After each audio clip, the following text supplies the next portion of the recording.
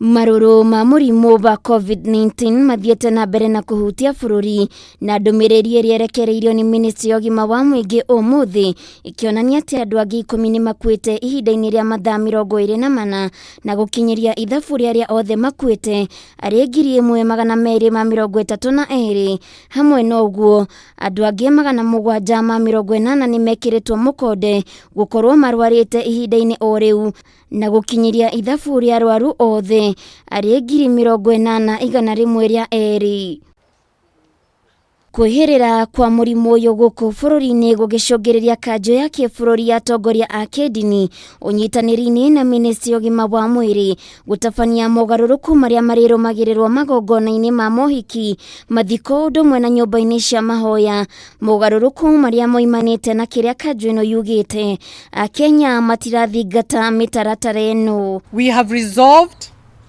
to strengthen the current phase on reopening in-person worship, which will begin on Friday, 27th November 2020. Kuringana na kanju ino namba ya aria marithiaga mathiko-ini ni andu 100 na kuri andu 15 nio tu maritikagirio guthirima-ini guthika mwiri na riu muingi kuria thutha wa mathiko ni undu wikirirwo mukana guku na mathaa monekanite matigakiragie ithaa rimwe. These are the guidelines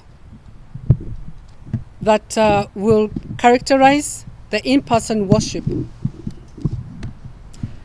The numbers will be determined by the social distancing of 1.5 meters and the size of space available in any worship place.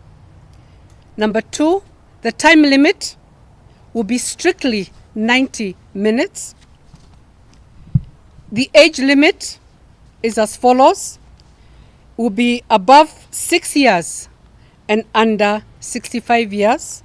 Namo magongona ma mohiki ni matabanirio mogaruruku kuria namba ya aria marithiaga mohiki-ini ni andu 50 na wokanirio naguo mwago wa gukenerera uhiki na ndia ugekirirwo mukana kuona riu no andu a family a hakuhi maritikagirio kuria. We are asking the religious leaders to cooperate more closely with the national government, administrators and security personnel at the local level to strictly enforce the guidelines. Kanju ino ni hinyiriria ati gutire magongona mabatie ni gukorwo magitabanio kanitha-ini ta ibatithio ona kana kwamurwo gwa tungatiri gatagati-ini ka maundu mangi. Twawasihi viongozi wa dini washikane pamoja